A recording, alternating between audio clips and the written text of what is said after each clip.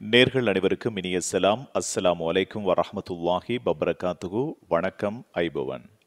அறம் தொலைக்காட்சியினூடாக உங்கள் அனைவரையும் மீண்டும் மற்றொரு நிகழ்ச்சியின் வாயிலாக சந்திப்பதில் மகிழ்ச்சி அடைகின்றோம்.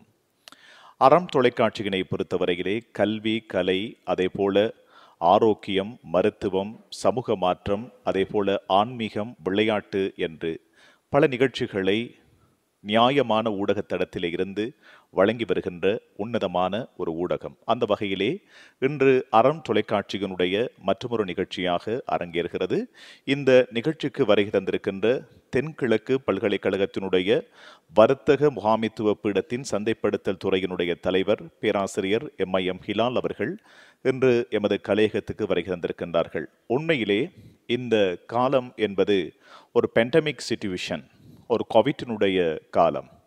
பல்வேறு நெருக்கடிகளை உலகம் சந்தித்துக் கொண்டிருக்கின்றது. அந்த வகையிலே நமது தேசமும் பல சவால்களை எதிர்கொண்டு அந்த சவால்களை வெற்றிகரமாக நிறைவேற்றிக் கொண்டு வருகின்ற இந்த காலகட்டத்திலே ஒரு நாட்டினுடைய அல்லது ஒரு குடும்பத்தினுடைய அல்லது ஒரு தனிநபருடைய வெற்றியினுடைய பிரதானமான நோக்கமாக இருப்பது வருமானம். அந்த வருமானத்தை ஈட்டித் தருகின்ற தொழில்துறையை, தொழில் முயற்சியாளர்களை பற்றிய ஒரு சிறிய கலந்துரையாடலை வழங்குவதற்காகவே நாங்கள் எதிர்பார்க்கின்றோம்.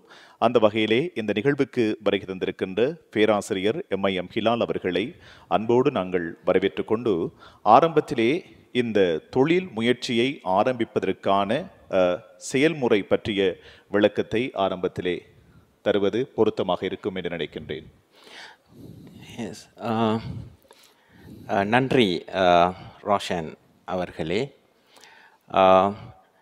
என்னை இந்த அறம் தொலைக்காட்சி கலையகத்துக்கு அழைத்தமைக்காக முதற்கான நான் நன்றியை தெரிவித்தவனாக எனது இந்த ஒரு கலந்துரையாடலை நான் ஆரம்பிக்கலாம் என்று நான் நினைக்கின்றேன்.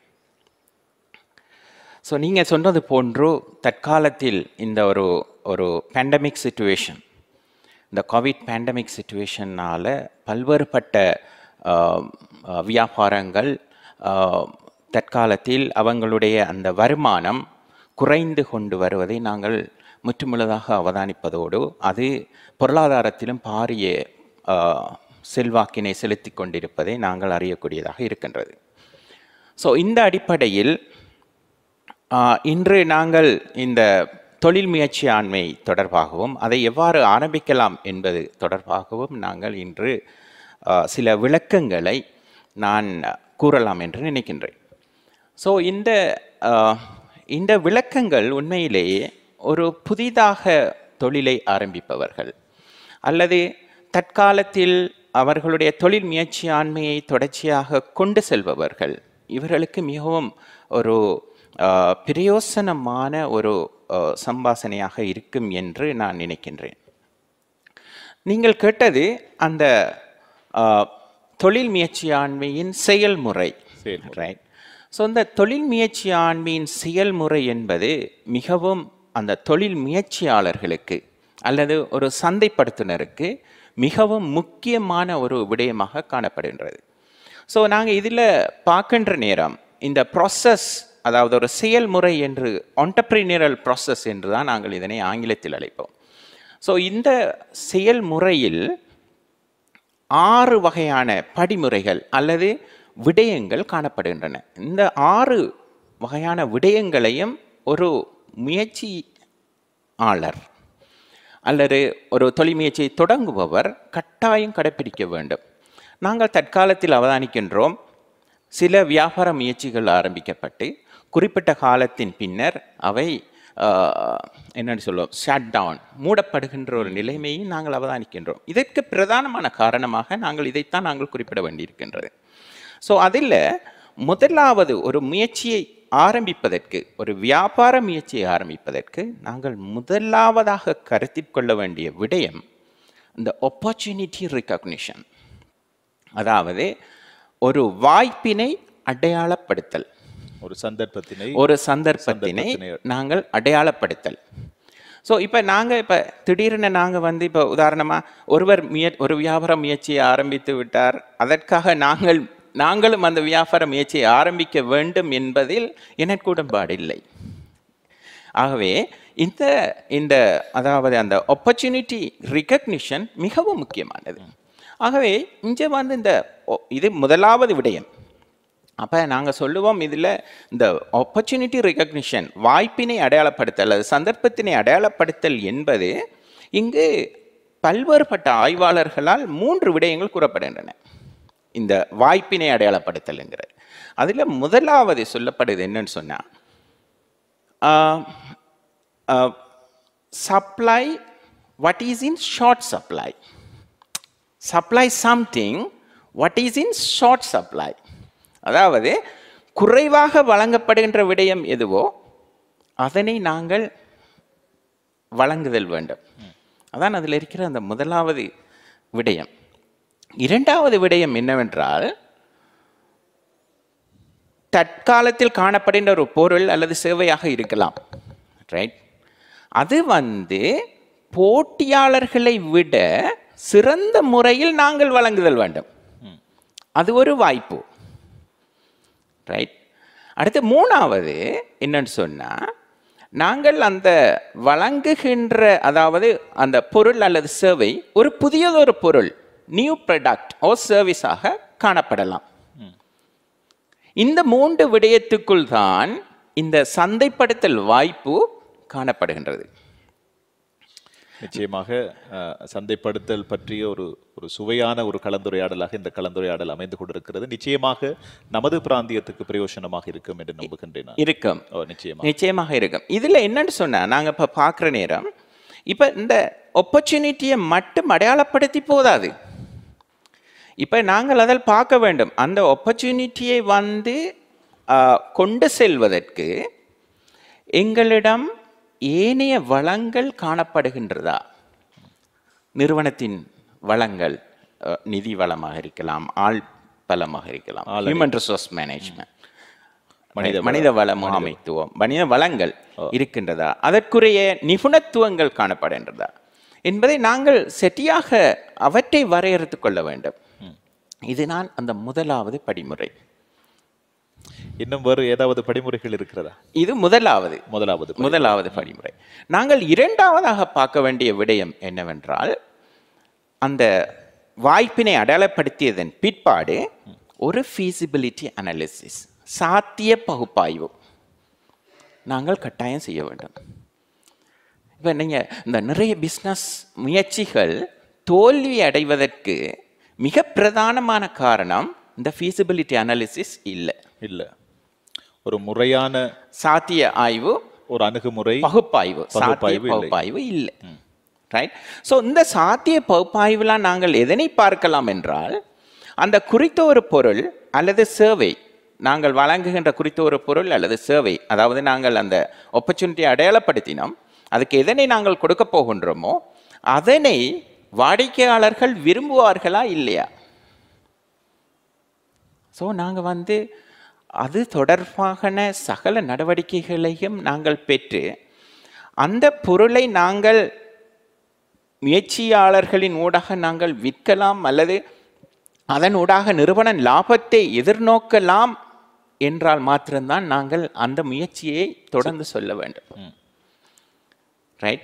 ஸோ அதன் பிற்பாடு நாங்கள் என்ன செய்யலாம்? எங்களோட பிஸ்னஸ் பிளான்.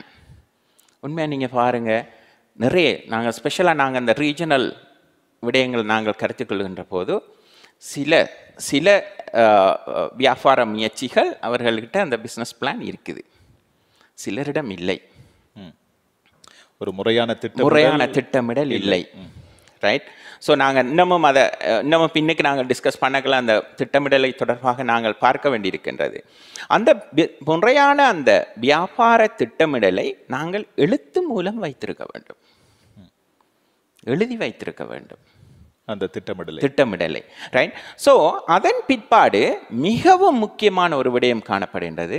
அந்த என்னென்னு சொல்லுவோம், அந்த கைத்தொழில் இண்டஸ்ட்ரி கண்டிஷன்ஸ், கைத்தொழிலினுடைய அந்த நிலைமை மற்றும் அந்த போட்டியாளர்கள் பற்றிய ஒரு ஆய்வு எங்களிடம் இருக்க வேண்டும்.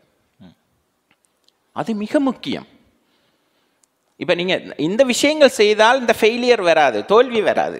இவ்வாறான முறைகளை நாங்கள் நாங்கள் கொண்டிருக்கின்ற போது இதர சவால்களை சமாளிப்பதற்கு அது உந்து சக்தியாக அமைகின்றது. நான் நம்ம சொல்ற அந்த இண்டஸ்ட்ரி கண்டிஷன் என்று சொல்லுவது, இப்ப இந்த அதில் நாங்கள் கற்பிக்கும் போதும் சில விடயங்களை நாங்கள் அதிகமாக கூறுவோம், ரைட்?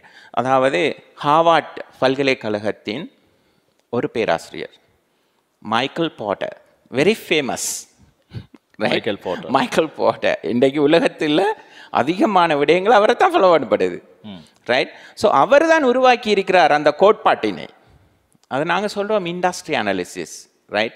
அதை நாங்கள் இன்னமும் விரிவாக நாங்கள் மேற்கொள்ள காட்ட வேண்டுமானால் அதை நாங்கள் சொல்லுவோம் போட்டியின் 5 சக்திகள். அதனை கொன்று நாங்கள் எதை செய்யலாம் என்றால், அந்த போட்டியின் 5 சக்திகளையும் பகுப்பாய்வு செய்வதன் ஊடாக இந்த முயற்சி, வியாபார முயற்சி அட்ராக்டிவானதா, கவர்ச்சிகரமானதா, எங்களுக்கு நாங்கள் இந்த கைத்தொழிலில் நாங்கள் ஈடுபடலாமா என்கின்ற ஒரு முடிவை நாங்கள் பெறலாம். நிச்சயமாக, ரைட்? ஸோ அதை பெற்ற பிறகு நாங்கள் என்ன செய்யணும்னு சொன்னால், அடுத்த ஸ்டேஜ், நான் நினைக்கிறேன் இது 5வது ஸ்டேஜ் நினைக்கிறேன், 5வது படிமுறை விடயம் பிஸ்னஸ் மாடல் அண்ட் ஸ்ட்ராட்டஜி. வியாபார மாதிரியம், தந்திரோபாயம். இங்கே தான் அந்த மார்க்கெட்டிங் பிளே பண்ணப்பட போகுது, ரைட்? ஸோ நாங்கள் இந்த சந்தைப்படுத்தலில் இப்போ தற்காலத்தில் இந்த சந்தைப்படுத்தலின் நோக்கம் இந்த பெறுமதியினை வழங்குதல், value based marketing, right? So value based marketing, பெறுமதியை வழங்குவது தான் சந்தைப்படுத்தலின் நோக்கம். ஆகவே இங்கே நாங்கள் எப்படி இந்த பெறுமதியினை உருவாக்கலாம், வாடிக்கையாளர்களுக்கு வழங்க போகின்ற இந்த பெறுமதியினை நாங்கள் எவ்வாறு உருவாக்கலாம், ரைட்? ஸோ இது சம்பந்தமாக நாங்கள்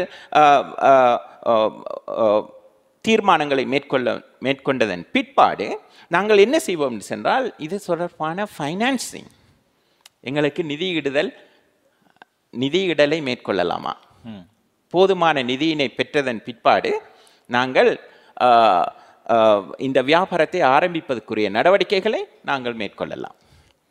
ஆகவே நிதி என்பது மிக முக்கியமான மிக முக்கியம்.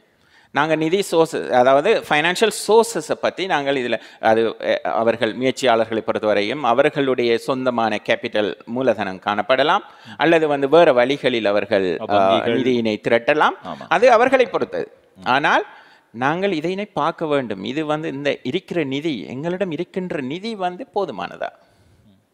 ஒரு தொழிலை சரியாக முன்னெடுத்து செல்வதற்கான நிதி வளம் எமக்குள் போதுமாக இருக்க வேண்டும். அப்போதுதான் அதை ஒரு சரியான பாதையிலே முன்னெடுத்து செல்வதற்கு அது வழிவகுக்கும் என்று உங்களுடைய அழகான கருத்தாக இருக்கின்றது. எமது தொழில் முயற்சியாளர்களுக்கு நிச்சயமான ஒரு போதுமான ஒரு கருத்தாக, ஒரு கலந்துரையாடலாக இந்த கலந்துரையாடல் இருக்கும் என்று நாங்கள் நம்புகின்றோம்.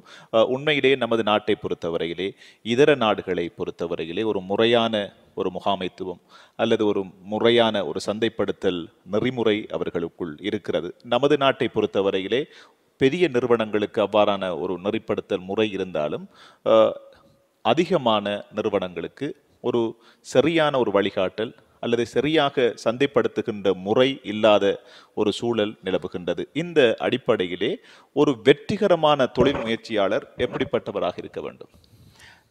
நல்ல ஒரு கேள்வி கேட்கின்றீர்கள். ஒரு வெற்றிகரமான தொழில் முயற்சியாளர்கள் என்கின்ற போது அவர், அதாவது சக்சஸ்ஃபுல் ஆண்டர்பிரினியர். ஸோ இவருக்கு நாங்கள் பார்க்கின்ற போது முதலாவது குணாதிசயம் மோட்டிவேஷன், ஊக்கப்படுத்தல். அந்த ஊக்கப்படுத்துகின்ற மைண்ட் செட் அவர்கிட்ட காணப்பட வேண்டும். இப்போ நீங்கள் அதாவது என்னத்தை இதில் நான் வற்புறுத்த விரும்புகிறேன் என்றால், ஒரு முயற்சியாளர் அந்த தானாகவே ஊக்கப்படுத்தப்பட்டவராக காணப்படுதல் வேண்டும். ஏனென்றா இப்போ நீங்கள் சொல்லுங்கள், அந்த ஹார்ட் ஒர்க்கர்ஸ் ஆல்வேஸ் ரிவார்டட். நாங்கள் கடுமையாக ஒர்க் பண்ணினா ரிவார்ட் பண்ணப்படும். அதே மாதிரி தொழில் முயற்சி நாங்கள் தொடர்ச்சியாக சிறந்த முறையில் அவதானிப்போமாக இருந்தால் அது வெற்றி பெறும். அப்போ அந்த மோட்டிவேட்டட் மைண்ட் செட், மன மனத்தன்மை, ஊக்கப்படுத்தப்பட்ட மனம் அவருக்கு கட்டாயம் காணப்பட வேண்டும் என்பது அந்த முதலாவது குணாதிசயமாக காணப்படுகின்ற ஒரு வெற்றிகரமான ஒரு முயற்சியாளருக்கு காணப்படுகின்ற குணாதிசயமாக காணப்படுகின்றது. இந்த ரெண்டாவது விஷயம் என்னன்னு சொன்னால் நாங்கள் அதை சொல்லுவோம் கியூரியோசிட்டி. கியூரியோசிட்டி என்று சொல்றது ஆர்வம், அந்த தொழிலில் இருக்கின்ற ஆர்வம் ரைட். ஸோ அதாவது இப்போ நாங்கள் என்ன செய்கிறோம், அந்த ஆர்வம் என்று சொல்றது என்னென்று சொன்னால் அந்த அந்த தொடர்ச்சியாக சந்தை போக்குகளை அவதானித்து ரைட். ஸோ அதுக்கு ஏற்றால் போல் அவர்கிட்ட அந்த புதிதாக தன்னுடைய வியாபாரத்தை புதிதாக அவர் ஆரம்பிக்க வேண்டிய அல்லது கொண்டு செல்ல வேண்டிய ஒரு நிலைப்பாடு அவரிடம் காணப்பட வேண்டும். அதாவது நாங்கள் இப்போ ஒண்டர்பிரீனியர் என்று சொல்லக்கல, ஒண்டர்பிரீனியர்ஷிப் என்று சொல்லக்கல, ஒரு தொழில் முயற்சி என்று சொல்கிற நேரம் அதை நாங்கள் கூறுகின்றோம் it's a process of discovery. இப்போ ப்ராசஸ் ஆஃப் டிஸ்கவரின்னா புதுசான விஷயங்களை கண்டுபிடிக்கின்ற ஒரு செயல்முறை தான் என்று தான் குறிப்பிடப்படுகின்றது. ஆகவே அந்த இனோவேஷன் என்பதும் ஒரு குணாதிசயம், இனோவேட்டர். அப்போ தொடர்ச்சியாக சந்தை நிலைமைகளை பார்ப்பதனூடாக அவர் சந்தையில் ஏற்படுகின்ற மாற்றங்களுக்கு ஏற்ப அவர் தன்னை வளர்த்து கொண்டு அவரை மாற்றீடு செய்யப்பட்டு நுகர்வோரை திருப்திப்படுத்தி அவரை லாபம் அடைய வேண்டும். அதுதான் அந்த கியூரியோசிட்டி என்று சொல்லுவாங்க. அடுத்தது அடுத்த குணாதிசயம் என்று என்னன்னு சொன்னால் அந்த என்னன்னு சொல்ல ஸ்ட்ரக்சர்ட் எக்ஸ்பெரிமெண்டேஷன், கட்டமைக்கப்பட்ட பரிசோதனை. இப்போ நாங்கள் இப்போ திடீர்னு ரைட் எங்களுக்கு ஒரு நியூ பிஸ்னஸ் ஐடியா வருது, திடீர்னு இன்வெஸ்ட் பண்ண மாட்டோம்.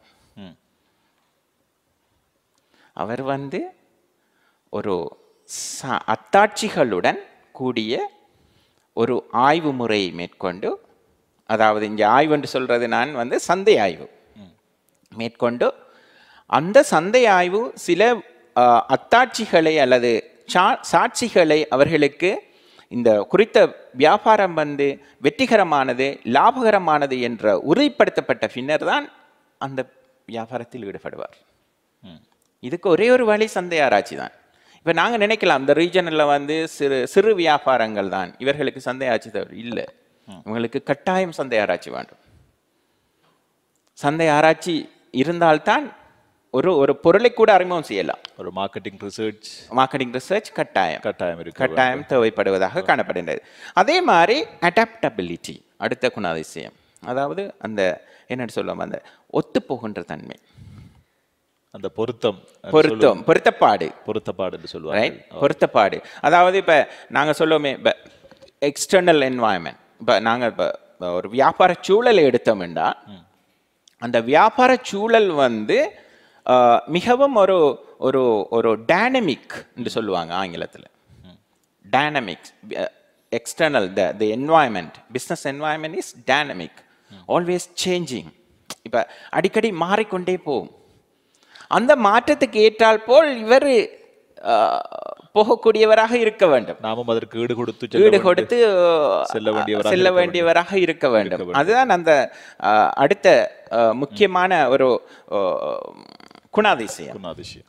மற்றது என்னன்னு சொன்னோன்னே என்னன்னு சொல்ற ரிஸ்க் டாலரன்ஸ், அபாயத்தை தாங்கக்கூடியவர், அந்த சக்தி அவருக்கு இருக்க வேண்டும். என்னன்னு சொன்னா பிஸ்னஸ்ங்கிறது சில நேரம் எங்களுக்கு லாஸ் வரும், ரைட்? அப்போ லாஸ் வந்தால் நாங்கள் அதை விட்டுப்பட்டு போகக்கூடாது. இப்போ நடக்கிறது தான், ரைட்? ஸோ இந்த பிஸ்னஸ் லாஸ்ட் வருகின்ற போது எங்களுக்கு அந்த என்னன்னு சொல்லுவோம் அந்த விடாமுயற்சி, பெர்சிஸ்டன்ஸ், அதுவும் ஒரு குணாதிசயம்.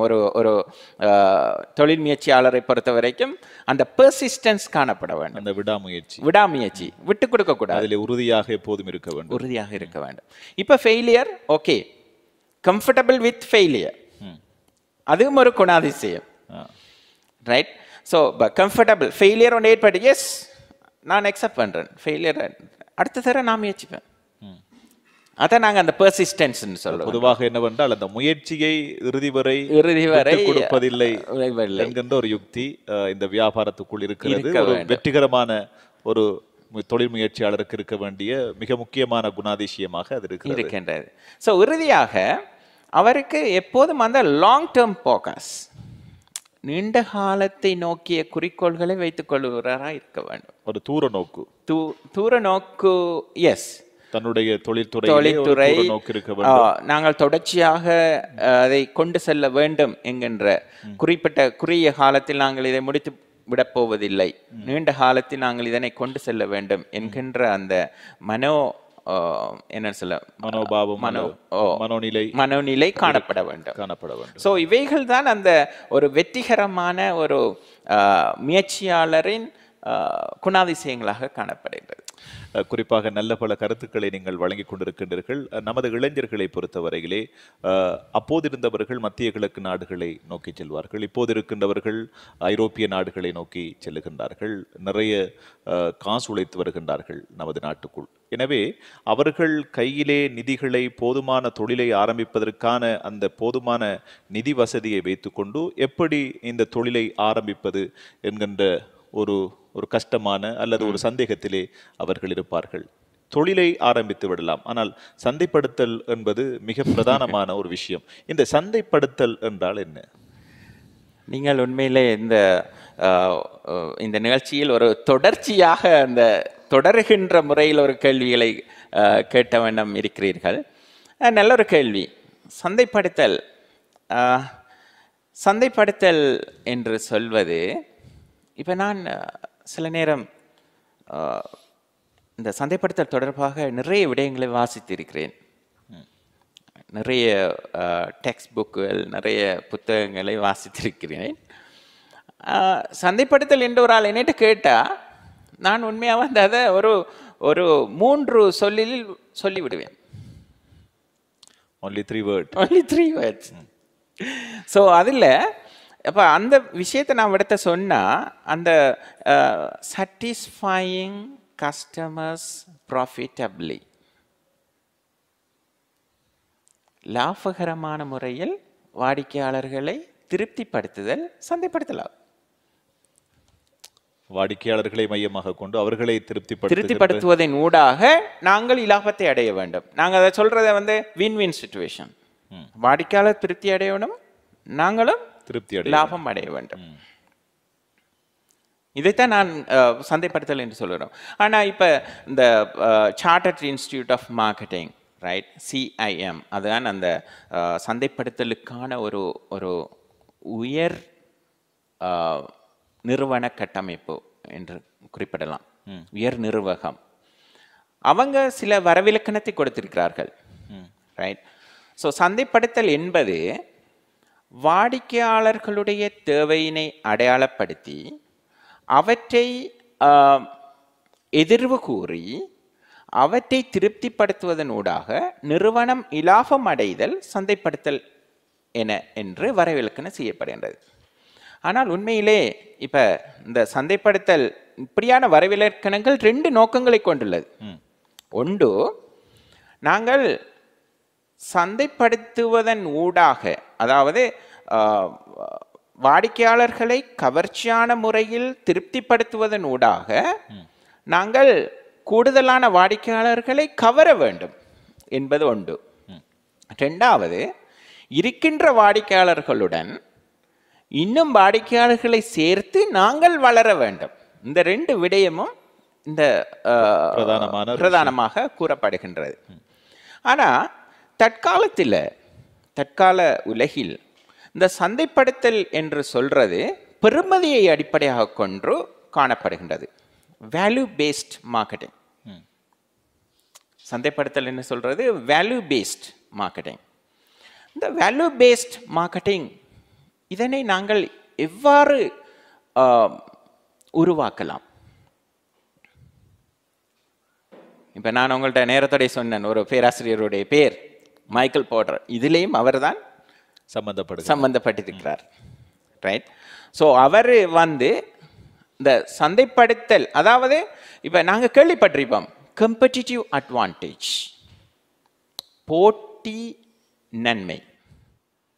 அதாவது இப்போ உதாரணமாக நாங்கள் சொல்லுவோம், இப்போ 2 பேர், இப்போ உங்களை விட சிறந்த முறையில் நான் ஒரு விஷயத்தை செய்வனாக இருந்தால் அது என்னுடைய நான் அந்த கம்பெட்டிட்டிவ் அட்வான்டேஜை நாங்கள் பெற்றுக்கொண்டிருக்கிறேன் என்றுதான் அர்த்தம். அந்த போட்டி நன்மையினை உருவாக்குவதன் ஊடாகத்தான் இந்த பெறுமதி, சந்தைப்படுத்தலில் இந்த பெறுமதி உருவாக்கப்படுகின்றது. நிச்சயமாக. ரைட். ஸோ இதில் நாங்கள் பார்த்தோம்னா அவரின் கோட்பாட்டின்படி 3 விடயங்களை குறிப்பிட்டிருக்கிறார். ஒரு நிறுவனம் அந்த போட்டி நன்மையை பெற வேண்டுமாக இருந்தால் 3 விடயங்களை குறிப்பிட்டிருக்கிறார். இந்த விடயத்தை நாங்களும் எங்களது வியாபாரத்தில் நாங்கள் பிரயோகித்துக் கொள்ளலாம். ஒன்று, ஆங்கிலத்தில் கூறுவார்கள் டிஃபரன்ஷியேஷன், வித்தியாசப்படுத்தல்.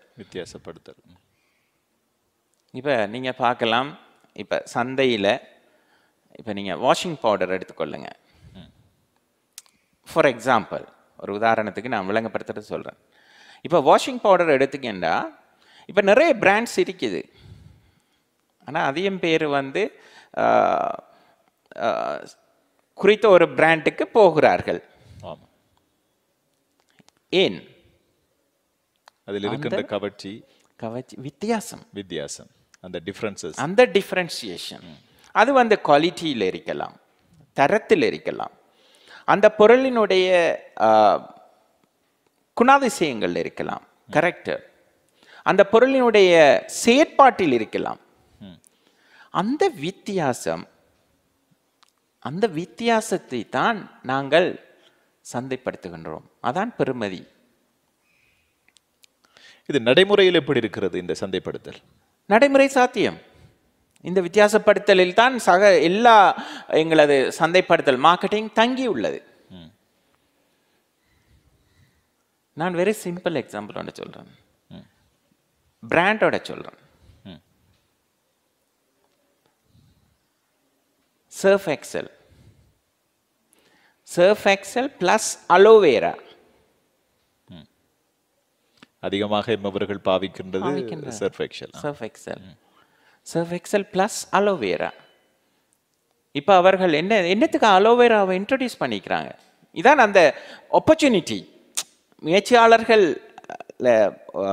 கண்காணிக்கப்பட்ட அல்லது கண்டுகொள்ளப்பட்ட ஆப்பர்ச்சுனிட்டி, வாய்ப்பு இதுதான்.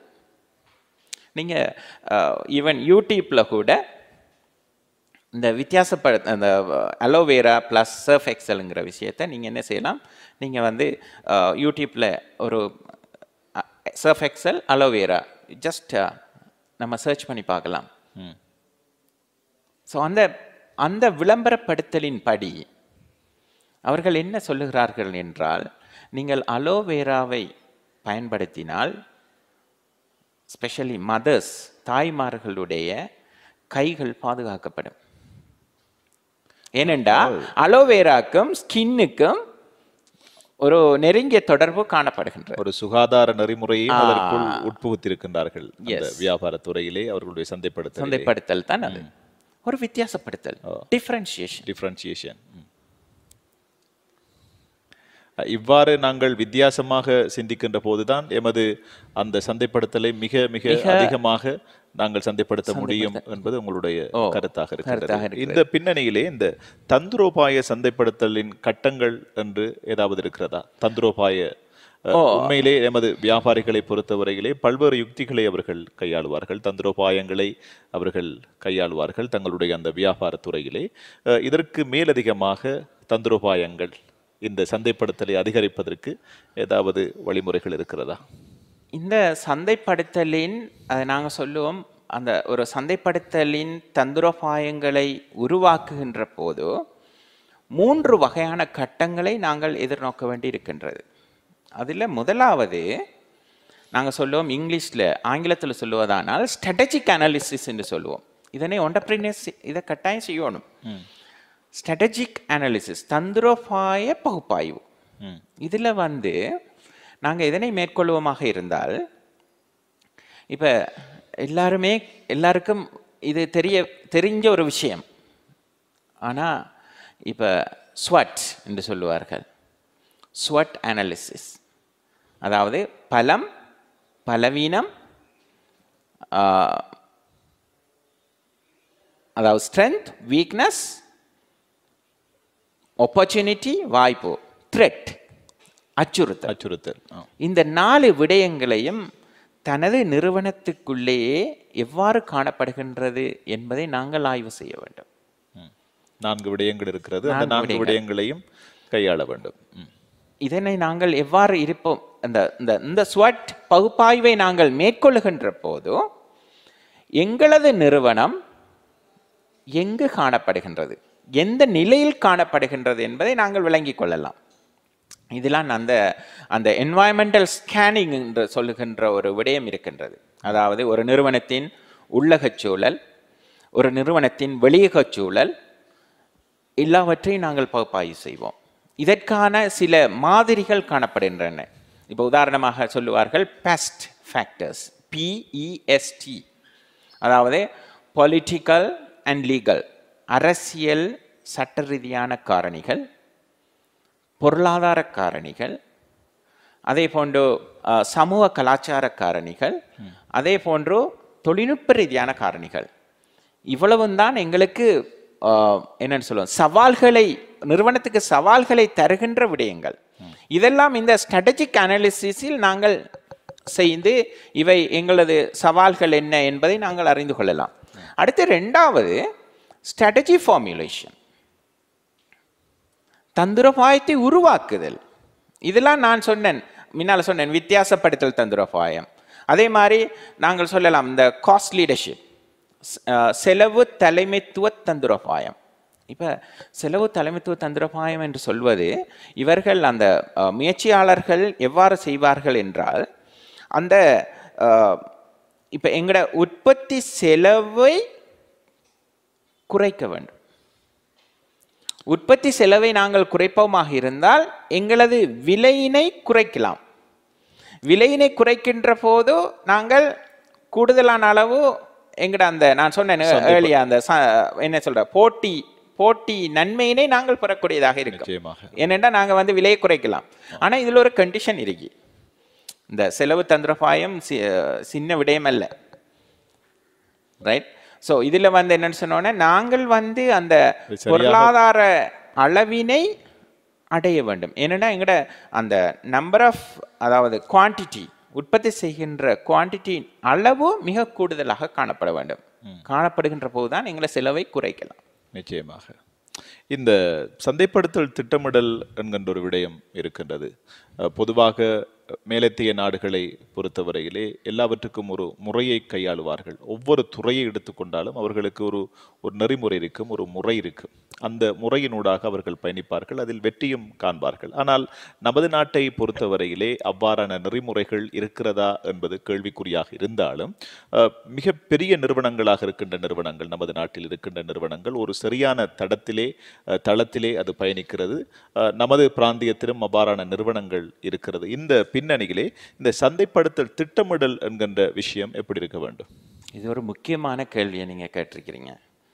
சந்தைப்படுத்தல் திட்டமிடல்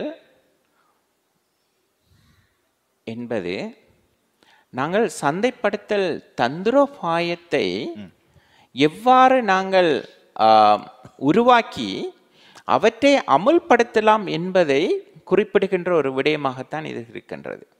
ஆனால் இந்த சந்தைப்படுத்த திட்டமிடல், நீங்கள் சொன்னீர்கள் மேற்கத்திய நாடுகளில் தான் இருக்கின்ற என்று. அவ்வாறு இல்லை. எங்களோட நாட்டிலேயும் அதிகமான எல்லா நிறுவனங்களும் இந்த சந்தைப்படுத்த திட்டமிடலை ஒவ்வொரு வருடமும் உருவாக்குகின்றார்கள், ரைட்? ஸோ இதிலேயும் இந்த என்டர்பிரினியர்ஸ், தொழில் முயற்சியாளர்கள், ஈவன் நம்முடைய ரீஜனல் முயற்சியாளர்களும் கூட இந்த சந்தைப்படுத்த திட்டமிடலை கட்டாயம் இவர்கள் எழுத்து மூலம் வைத்திருக்க வேண்டும். ஏனென்று சார், இதான் நாங்கள் சொல்லுவோம், இது ஒரு வழிகாட்டி, ஒரு ஆவணமாக. இதை அடிப்படையாக கொண்டுதான் நாங்கள் எல்லா நடவடிக்கைகளையும் நாங்கள் மேற்கொள்ள வேண்டியிருக்கின்றது.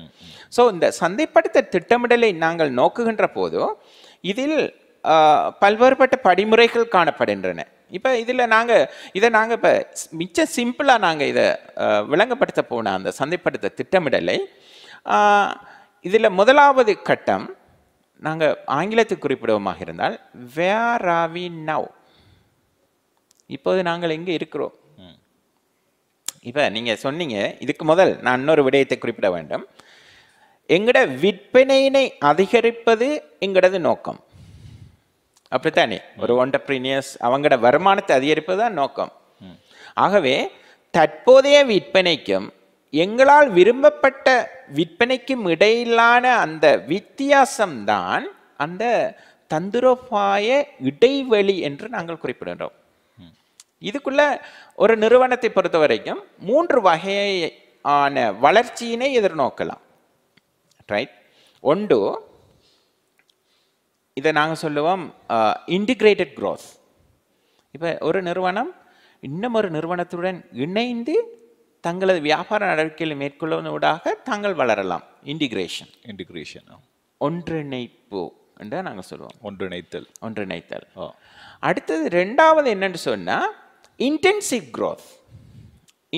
க்ரோத் என்று சொல்கிறது தமிழில் இன்னைக்கு அது சரியாக சொல்ல இல்லாமல் இருக்குது.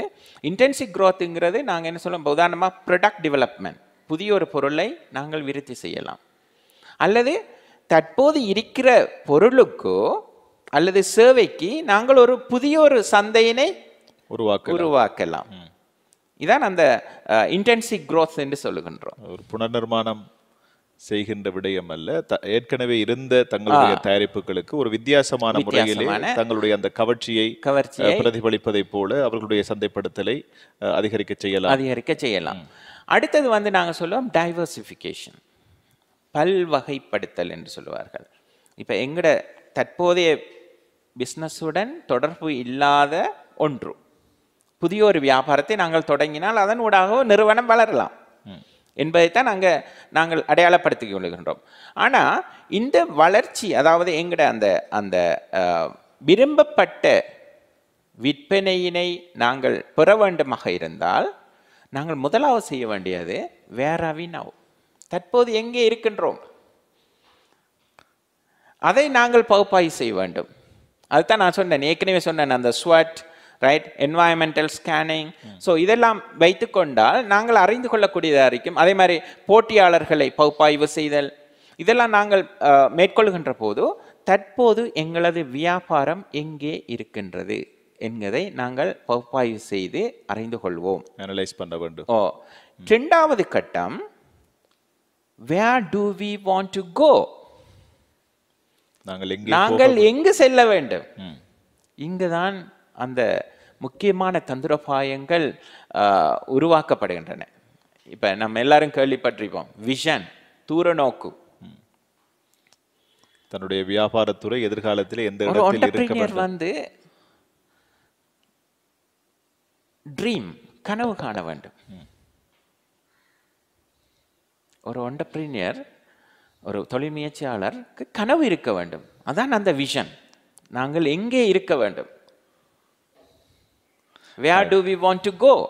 கனவு காணுகின்ற போது நாங்கள் தூக்கத்தில் காண்பது கனவு அல்ல. ஏனென்றால் இந்தியாவினுடைய அப்போதைய ஜனாதிபதி அப்துல் கலாம் அவர்கள் சொல்லியிருக்கின்றார்கள், தூக்கத்தில் காண்பது கனவு அல்ல, உன்னை தூங்காமல் வைப்பதே கனவு என்று சொல்வார்கள். எனவே அந்த கனவு இருக்க வேண்டும். அந்த கனவு உருவாக்கப்பட்டதன் பிற்பாடு அந்த கனவை நோக்கிய எங்களது தந்திரோபாயங்கள் பணியாற்ற வேண்டும். இப்ப நாங்க கனவை நோக்கி பயணிக்க வேண்டும். நம்ம சொல்லுவோம், நாங்க வந்து இப்ப வாட்டர் எடுத்துக்கணும், தண்ணி நீர் உற்பத்தி செய்கின்ற ஒரு நிறுவனம், வாட்டர் பாட்டில் தயாரிக்கின்ற ஒரு நிறுவனம். ஸோ அவங்க சொல்லலாம், நாங்க வந்து இலங்கையில் முதலாவது தரத்துக்கு வர வேண்டும், இதுதான் எங்களோட கனவு. Number one product in Sri Lanka என்கின்ற முத்திரையை தனதாக்கி கொள்ள வேண்டும் என்பது எங்கட விஷன். ஸோ எங்கட விஷனை நாங்கள் உருவாக்கியதன் பிற்பாடு நாங்கள் யாருக்கு இதனை சந்தைப்படுத்த போகின்றோம், அது நாங்கள் சொல்லுவோம்,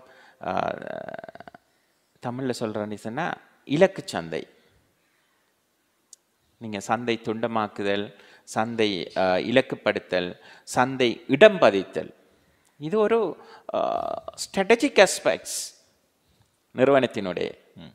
ஸோ அந்த செக்மெண்டேஷன், சந்தை துண்டமாக்குதல், ரைட், சந்தை துண்டமாக்குதலில் இருந்து நாங்கள் அடையாளப்படுத்திக் கொள்ள வேண்டும் எங்களது சந்தை எது, எங்களது இலக்கு சந்தை எது. ஏன்னா இலக்கு சந்தையை நாங்கள் அடையாளப்படுத்தாவிட்டால் எங்களோட வியாபாரமே ஜீரோ, எங்கட அந்த முயற்சி ஜீரோ ஆகிவிடும். ரைட்.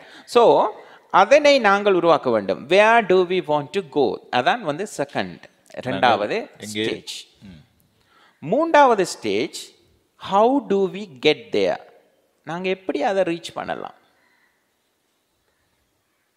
தங்களுடைய தயாரிப்புகளை எவ்வாறு நாங்கள் இந்த நாங்கள் பிளான் பண்ணின அந்த இடம், அதாவது எங்கே இருக்க வேண்டும் எங்களது கனவு, அதனை நாங்கள் எவ்வாறு அடையலாம், அதற்கான திட்டங்களை நாங்கள் வகுத்து கொள்ள வேண்டும். ரைட். அடுத்த 4வது ஸ்டெப்ஸ் என்னன்னு அந்த சந்தைப்படுத்தல் திட்டமிடலில், how to ensure the arrival, நாங்கள் அதனை சந்தித்து விட்டோம், ரீச் ஆகிவிட்டோம், அடைந்து விட்டோம் என்பதை நாங்கள் எவ்வாறு உறுதிப்படுத்திக் கொள்ளலாம்.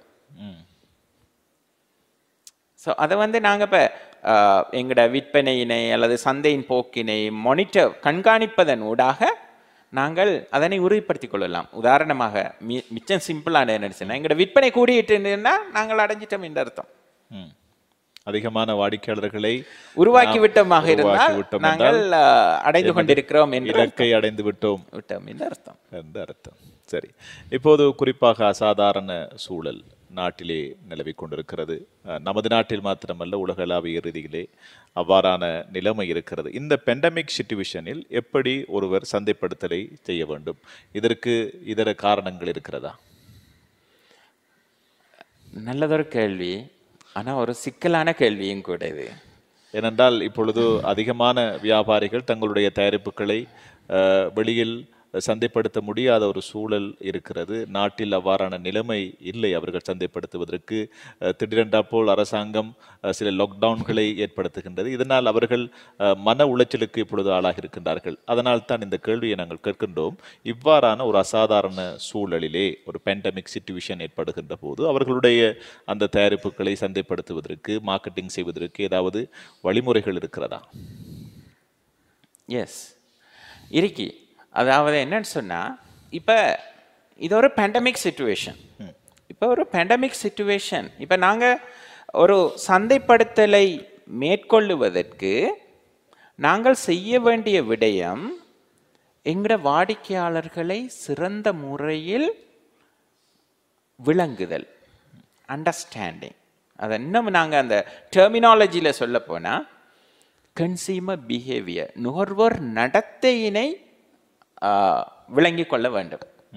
ஆனால் நாங்கள் இதில் இந்த பேண்டமிக் சிச்சுவேஷனில் நாங்கள் இந்த நுகர்வோரை பகுப்பாய்வு செய்கின்ற போதும் இங்கு முக்கியமாக 4 விடயங்கள் காணப்படுகின்றன. ஒன்று, மக்களினுடைய மூமெண்ட்ஸ், அசைவு குறைக்கப்பட்டுள்ளது. இதுலேயும் இதுக்கு முதல் நாங்கள் இன்னொரு விஷயத்தை பார்க்கணும். என்னென்னு சொன்னால், சோஷியல் டிஸ்டன்சிங், என்ன சமூக இடைவெளி. ரைட். நீங்கள் இப்போ எங்கே போனாலும், ஒரு சூப்பர் மார்க்கெட்டுக்கு போனாலும் சோஷியல் டிஸ்டன்சிங் நிற்க வேண்டும். ரைட். அதே மாதிரி மாஸ்க் அணிய வேண்டும். எங்களோட மாஸ்க் அணிந்தாலும் கிட்டத்தட்ட எங்களோட அந்த நடத்தையில் தான் செல்வாக்கு செலுத்துகின்றது. எல்லாம் சோஷியல் டிஸ்டன்சிங் நடத்தையில் தான் செல்வாக்கு செலுத்துகின்றது. நமது நாகரிகத்தில் நடத்தை செல்வாக்கு செலுத்துகின்றது.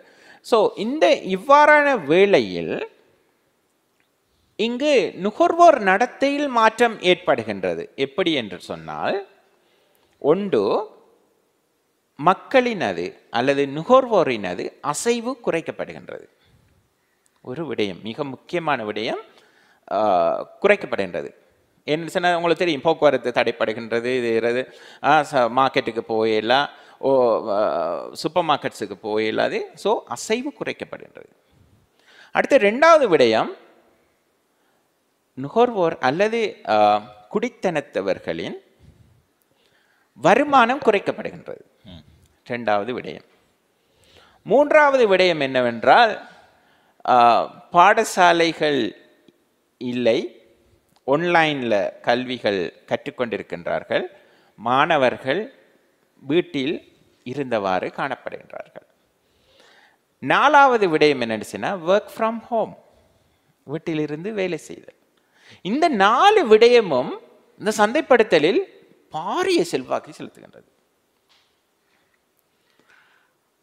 4 விடயங்கள். இந்த 4 விடயங்கள். இப்ப நாங்க என்ன செய்யலாம்?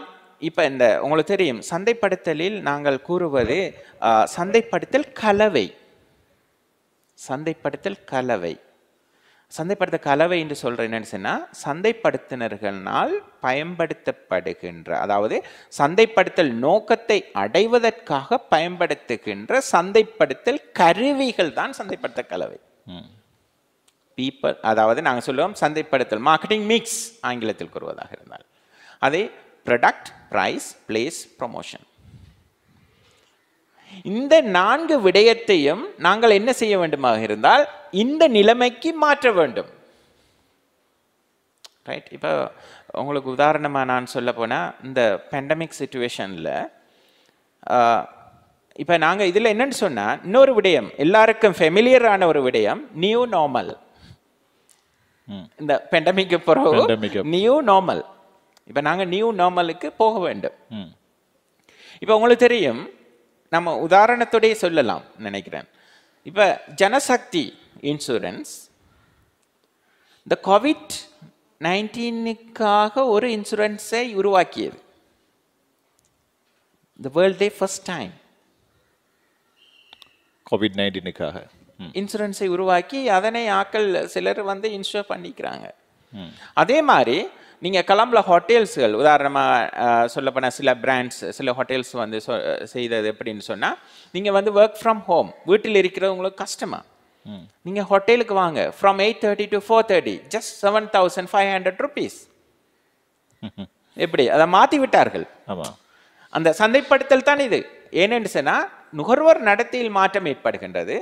அதனால் நாங்கள் வந்து சந்தைப்படுத்தல் கலவையில் மாற்றத்தை ஏற்படுத்த வேண்டும். ஆங்கிலத்தில் சொல்லுவோம் லீவரேஜிங் த மார்க்கெட்டிங் மிக்ஸ். ஆகவே இந்த பேண்டமிக் சிச்சுவேஷன்ல வந்து நான் சொல்ல போற அட்வைஸ் வந்து, இப்போ எல்லாருமே வீட்டில் இருக்கிறார்கள், ரைட்? ஸோ இதில் வந்து ஆன்லைன் மார்க்கெட்டிங் வந்து மிகவும் முக்கியமாக காணப்படுகின்றது. ஆமாம், அண்மை காலமாக ஆன்லைன் பிஸ்னஸ் ஆன்லைன் பிஸ்னஸ் ஊடாக தங்களுடைய ப்ராடக்ட்களை, தங்களுடைய தயாரிப்புகளை அவர்கள் இலகுவாக மார்க்கெட்டிங் செய்து கொண்டிருக்கின்றார்கள். இந்த முறையை நாங்களும் கையாள வேண்டும் என்று பலருக்கு பல எண்ணங்கள் இருக்கிறது. ஆனால் இதை எப்படி செய்வது என்கின்ற ஒரு பார்வை அவர்களுக்குள் ஒரு தெளிவு இல்லாமல் இருக்கிறது. அவர்களுக்கு ஏதாவது நீங்கள் சொல்ல விரும்பினால் சொல்லலாம். இது இப்போ இந்த ஆன்லைன் மார்க்கெட்டிங்கை பொறுத்த வரைக்கும், அதாவது மார்க்கெட்டிங் என்று சொல்கிறத விட ஆன்லைன் பிஸ்னஸ். இப்போ நான் ரீசண்டாக இதை பார்த்தேன். எதுன்னு சொன்னோன்னா, காகில்ஸ் ஃபுட் சிட்டி, அவர்கள் வந்து கொழும்பில் மட்டும்தான் அந்த ஆன்லைனை வைத்திருந்தார்கள். இப்போ இந்த ரீஜன் ஏரியாவுக்கும் நம்முடைய ஏரியாவுக்கும் ரீஜனல் பிஸ்னஸுக்கும் அதனை இப்போ ஓப்பன் பண்ணியிருக்கிறார்கள். நீங்கள் ஆன்லைனுக்கு போயிட்டு உங்களோட லொக்கேஷனை சூஸ் பண்ணலாம். சாய்ந்த மருந்து கல்முனை என்று வருகின்றது. ஸோ இது வந்து பெரியதொரு டாஸ்க் இல்லை. இதில் என்ன ப்ராப்ளம் என்று சொன்னால், எங்கிட்ட இந்த பிஸ்னஸ் செய்கிறவர்கள் வந்து அந்த நியூ டெக்னாலஜி அல்லது இன்ஃபர்மேஷன் அண்ட் கம்யூனிகேஷன் டெக்னாலஜியை பொருத்தப்பாடுடையதாக ஆக்குவதற்கு சில எதிர்ப்புகள் காணப்படுகின்றன. நாங்கள் இதெல்லாம் ஆங்கிலத்தில் கூறுவதாக இருந்தால் ரெசிஸ்டன்ட் டு சேஞ்ச். அந்த தகவல் தொடர்புகளை அல்லது தொழில்நுட்ப முறைகளை இதுல வந்து உண்மையிலே அவர்களுக்கு இலாபம் இருக்கின்றது. ஒரு ஆன்லைன் போர்ட்டல் ஒன்றை ஒரு வியாபார நிறுவனத்துக்கு உருவாக்கிவிட்டு அவர்கள் என்ன செய்யலாம், மக்களிடம் கூறலாம். இப்போ உதாரணமாக நீங்க சொன்ன போனா, இப்போ டிஜிட்டல் மார்க்கெட்டிங் இருக்கிறது. இப்போ Facebook, Twitter, right, WhatsApp, YouTube. So இதெல்லாம் வந்து மிகவும் ஒரு வியாபார நிறுவனங்களுக்கு ஒரு உந்துதலாகவும் ஒரு ஆதரவாகவும் காணப்படுகின்றன. இவற்றை பயன்படுத்துவதனூடாக இவர்கள் இவ்வாறான செய்திகளை நுகர்வோர் மத்தியில் அறிய செய்யலாம், இலகுவாக பரப்ப முடியும். இதன் ஊடாக அவர்கள் லாபம் கூடுதலாக இருக்கின்றது. இதனை பயன்படுத்துவதனூடாக இவர்களுக்கு அந்த செலவும் குறைவாக காணப்படுகின்றது. உண்மையிலே நமது பிராந்தியத்தை எடுத்துக்கொண்டால் இந்த நகைத்துறையிலே அல்லது டெக்ஸ்டைல்ஸ் துறையிலே நமது பிராந்தியம் முன்னேறி வருகின்ற ஒரு யுகமாக இருக்கின்றது. பிரதானமான எமது வியாபாரம் அல்லது வர்த்தகம் என்று சொல்லலாம் அவைகள் தங்க நகைத்துறை அல்லது டெக்ஸ்டைல்ஸ் என்பவைகள் தான் இருக்கின்றது. பொதுவாக எமது வயல் நிலங்கள் அதே போல கடல் வளங்கள் இருந்தாலும் எம்மவர்கள் இந்த நகைத்துறையிலும் அதே போல டெக்ஸ்டைல்ஸ் துறையிலும் முன்னேறி இருக்கின்றார்கள். இந்த பின்னணியிலே அவர்களுக்கு ஏதாவது வழிமுறைகள் இருக்கிறதா அவர்களுடைய தயாரிப்புகளை சந்தைப்படுத்துவதற்கு? நல்லதொரு கேள்வி. இதில் இப்போ நான் உங்கள்கிட்ட சொன்னேன் நேரத்தோட என்ற நான் கூறிய நேரம் அந்த வேல்யூ பேஸ்ட் மார்க்கெட்டிங். இவர்கள் இந்த வேல்யூ பேஸ்ட் மார்க்கெட்டிங்கை தான் கூடுதலாக பின்தொடர்வதாக காணப்பட வேண்டும். இவர்கள் எவ்வாறு இதனை கொண்டு வரலாம் என்றால், இதை நாங்கள் சொல்லுவோம், ஆங்கிலத்தில் சொல்லுவதானால் மேக்ரோ ஸ்ட்ராட்டஜிஸ் என்று சொல்லுவோம். மேக்ரோ ஸ்ட்ராட்டஜிஸ் 4 வகையான ஸ்ட்ராட்டஜிஸ், 4 வகையான விடயங்களை இவர்கள் கட்டாயம் அமுல்படுத்த வேண்டும். ஒன்று கஸ்டமர் எக்ஸலன்ஸ், வாடிக்கையாளர்கள் மேன்மை, மேன்மை, வாடிக்கையாளர் மேன்மை. அதாவது நாங்கள் வாடிக்கையாளர்களை நம்பகமான வாடிக்கையாளர்களாக மாற்ற வேண்டும், அவர்களை மாற்ற வேண்டும். லாயல் கஸ்டமர்ஸ், எமது நிறுவனத்தில் ஒரு நம்பகத்தன்மையை ஏற்படுத்த வேண்டும். ரைட். ஸோ இது ஒரு விடயம், கஸ்டமர் எக்ஸலன்ஸ். 2வது ப்ரொடக்ட் எக்ஸலன்ஸ். நான் ப்ரொடக்ட் என்று சொல்லக்கல ஒரு சேவையும் கூட ப்ரொடக்டாகத்தான் கருதப்படுகின்றது. ரைட். ஸோ இவர்கள் வழங்குகின்ற பொருள் அல்லது சேவை சிறந்த முறையில் வியாபார பெயரிடப்பட்டு நுகர்வோர் மனதில் இடம் பதிக்கப்பட வேண்டும். அதான் நாங்கள் சொல்லுவோம் பிராண்டிங் அண்ட் பொசிஷனிங். தங்களுடைய தயாரிப்புகள் அவர்களால் வழங்கப்படுகின்ற பொருட்கள் பிராண்ட் பண்ணப்பட வேண்டும், அத்துடன் அவை நுகர்வோர் மனதில் இடப்பட வேண்டும். அது ப்ராடக்ட் எக்ஸலன்ஸ், ஒரு பதிவாக இருக்க வேண்டும், அவர்களுடைய ஆழ்மனதிலே பதிவாக இருக்க வேண்டும். 3வது விடயம் என்னவென்றால் அந்த ஆபரேஷனல் எக்ஸலன்ஸ். அதை ஆபரேஷனல் எக்ஸலன்ஸ் என்று சொல்லுகின்ற போது செயற்பாட்டு மேன்மை, அதாவது அவர்களுடைய அந்த சப்ளை செயின், அதே மாதிரி நாங்கள் சொல்லுவோம் இந்த ஹியூமன் ரிசோர்ஸ் மேனேஜ்மெண்ட். இதனை நாங்கள் சிறந்த முறையில் மேற்கொள்வதனூடாக எங்களது வாடிக்கையாளர் திருப்திப்படுத்தலாம். அடுத்த 4வது விடயம் என்னவென்றால் லொகேஷனல் எக்ஸலன்ஸ். எங்களோட லொகேஷன், எங்களோட வியாபார நிறுவனம் அமைந்திருக்கின்ற இடம், அதே போன்று இன்டர்நெட் பிரசன்ஸ், ஆன்லைன்ல நாங்கள் பிரசண்டாக இருக்க வேண்டும். அவ்வாறு இருக்கின்ற போது நிச்சயமாக இவர்களுடைய வியாபாரம் முன்னேறி செல்வதற்கு வாய்ப்பு காணப்படுகின்றது. நிச்சயமாக நல்ல கருத்துக்களை எமது வர்த்தகர்களுக்கு வியாபாரிகளுக்கு நீங்கள் தந்து கொண்டிருக்கிறீர்கள். அவர்களுடைய தயாரிப்பு பொருட்களை சந்தைப்படுத்துவதற்கு உந்து சக்தியாக உங்களுடைய கலந்துரையாடல் இருக்கிறது. இறுதியாக நாங்கள் ஒரு கேள்வியினை உங்களோடு கேட்கலாம். தென்கிழக்கு பல்கலைக்கழகத்தினுடைய வர்த்தக பீடத்தின் நிபுணர்கள் இருக்கின்றார்கள். அதே நேரத்திலே தென்கிழக்கு பல்கலைக்கழகத்தினுடைய வர்த்தகத்துறையினுடைய தலைவராக நீங்கள் இருக்கிறீர்கள். இந்த பின்னணியிலே எமது வர்த்தகர்களுக்கு வியாபாரிகளுக்கு உங்களுடைய பங்களிப்பு எவ்வாறு இருக்கின்றது? நாங்கள் கடந்த காலங்களிலும் சில அம்சங்களை சில விடயங்களை நாங்கள் செய்திருக்கின்றோம். இப்போதும் கூட நான் ஒரு சந்தைப்படுத்தல், மன்னிக்க வேண்டும், அவர்களுக்கு பிரத்யோகமாக ஏதாவது பயிற்சிகள் அல்லது கற்கை நெறிகள் இருக்கிறதா? கற்கை நெறிகள் எங்கட அந்த இப்போதைக்கு நாங்கள் அந்த சில சர்டிஃபிகேட் கோர்சஸ்களை நாங்கள் செய்வதற்கு தயாராகி கொண்டிருக்கின்றோம்.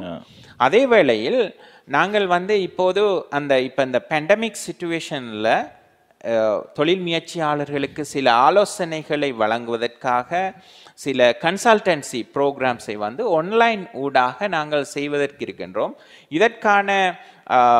இதற்கான ஒரு ஒரு அந்த அந்த ப்ரொபோசல் வந்து எங்களது ஃபேக்கல்டி போர்டு மற்ற செனட்லேயும் வந்து இப்போது அனுமதிக்கப்பட்டிருக்கின்றது. அதன் ஊடாக நாங்கள் வந்து இப்போது சில சேவைகளை செய்வதற்கு நாங்கள் இருக்கிறோம். ஏனென்றால் எங்களிடம் பல்வேறுபட்ட நிபுணர்கள் காணப்படுகின்றார்கள் எங்களது பீடத்தில். துறை சார்ந்த இப்போ உதாரணமாக human resource management, marketing, right, management information system, ICT, accounting, finance, எல்லா துறைகளிலும் எங்களது நிபுணர்கள் காணப்படுகின்றார்கள். எக்கனாமிக்ஸ், இவர்களை கொண்டு நாங்கள் இந்த ஆலோசனைகளை தொடங்குவதற்கு இருக்கின்றோம். நிச்சயமாக நல்ல கருத்துக்களை எங்களுக்கு உங்களுடைய பொன்னான நேரத்தை ஒதுக்கி எங்களுக்கு வழங்கியிருக்கின்றீர்கள் அறம் தொலைக்காட்சிக்காக. இந்த வேளையிலே இந்த நிகழ்வுக்காக நீங்கள் வருகிறது நல்ல பல கருத்துக்களை நமது வர்த்தகர்களுக்கு நீங்கள் வழங்கியிருக்கின்றீர்கள். அதற்காக நன்றிகளை தெரிவித்துக் கொள்கின்றோம். இந்த தருணம் என்பது நாடு மிகவும் ஆபத்தான நிலையிலே பயணித்துக் கொண்டிருக்கின்றது. எனவே கொரோனாவினுடைய தாக்கம் என்பது நமது நாட்டில் மாத்திரமல்ல, உலகளாவிய ரீதியிலும் பல்வேறு தாக்கங்களை ஏற்படுத்தியிருக்கின்றது. எனவே சுய கட்டுப்பாடுகளை அதிகரித்து நமது நாடு பழைய நிலைமைக்கு திரும்புவதற்கு, நமது நாடு மாத்திரமல்ல இந்த உலகம் பழைய நிலையை நோக்கி நகர்வதற்கு உங்களுடைய சுய கட்டுப்பாடுகள் இருக்க வேண்டும் என்று அறம் தொலைக்காட்சியினூடாக எங்களுடைய நேய நெஞ்சங்களுக்கும் நாங்கள் இந்த வேளையிலே இதை செய்தியாக வழங்குகின்றோம். மாஸ்க் அணியுங்கள், அதே நேரத்திலே சமூக இடைவெளியை பேணுங்கள், அடிக்கடி கைகளை கழுவிக்கொள்ளுங்கள் என்று அந்த கோவிட்டினுடைய அந்த வாசகத்தையும் உங்களுக்கு வழங்கி கொண்டு இந்த நாட்டை மிக சீராக செப்பனிடுவதற்கு, இந்த கோவிட்டை கட்டுப்படுத்துவதற்கு நமது நாட்டினுடைய ஜனாதிபதி அதிமேதகு கோட்டாபய ராஜபக்ஷ அவர்கள், அதே போல பிரதமர் மஹிந்த ராஜபக்ஷ ஆகியோர் மிக மும்முரமாக தங்களுடைய பணிகளை மேற்கொண்டு வருகின்றார்கள். அந்த வகையிலே முப்படைகளின் தளபதிக்கும் சுகாதாரத்துறையினருக்கும் நன்றிகளை தெரிவித்துக் கொண்டு இந்த அளவோடு இந்த நிகழ்ச்சியினை நாங்கள் நிறைவுக்கு கொண்டு வரலாம் என்று எண்ணுகின்றோம். இந்த நிகழ்வுக்கு வருகை தந்த தென்கிழக்கு பல்கலைக்கழகத்தின் வர்த்தக முகாமைத்துவ சந்தைப்படுத்தல் துறையினுடைய தலைவராக இருக்கின்ற பேராசிரியர் MIM ஹிலால் அவர்களுக்கு எங்களுடைய நெஞ்சார்ந்த நன்றிகளையும் வாழ்த்துக்களையும் தெரிவித்து விடைபெறுகின்றோம். அஸ்ஸலாமு அலைக்கும் வரஹ்மத்துல்லாஹி வபரகாத்துஹு. நன்றி.